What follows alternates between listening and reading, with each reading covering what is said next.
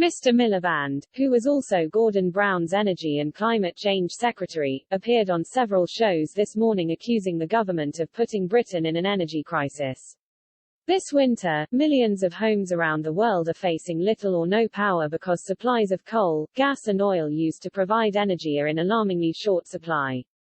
In Britain, the crisis has led to energy companies going bust with homes and businesses struggling to pay soaring costs and bills. Speaking on BBC Radio 4, Mr. Miliband described the current energy market as deeply inadequate, and called for public ownership to solve the apparent issue. In light of reports that the government is considering loan proposals to help businesses deal with the sudden and dramatic rise in energy prices, Mr. Miliband also called for further support for the affected industries.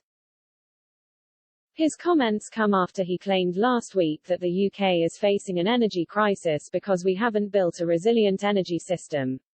He said, if we were really moving on energy efficiency insulating homes, we could cut gas demand, cut bills and cut carbon emissions, so the answer is to move on all of those fronts.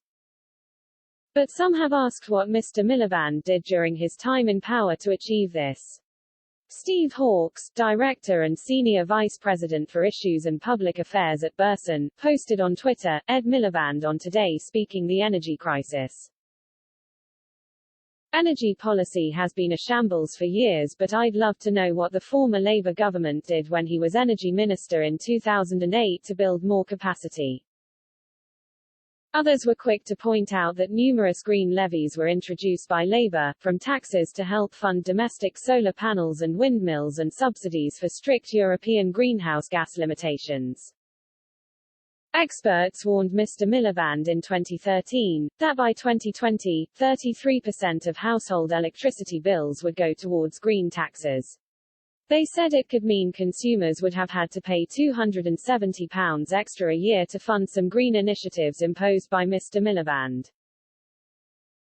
Twitter user at Culgan of Cridey said, Ed Miliband added to our energy bills with green levies.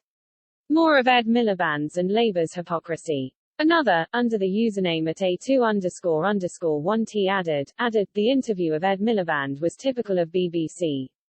Never mind what Tory policy is, what did Labour do over 10 years ago? And at Balthazar Blaze stated, when Keir Starmer tries to block any discussion of green policy motions at conference, I don't think Labour is in a position to talk about taking climate change seriously.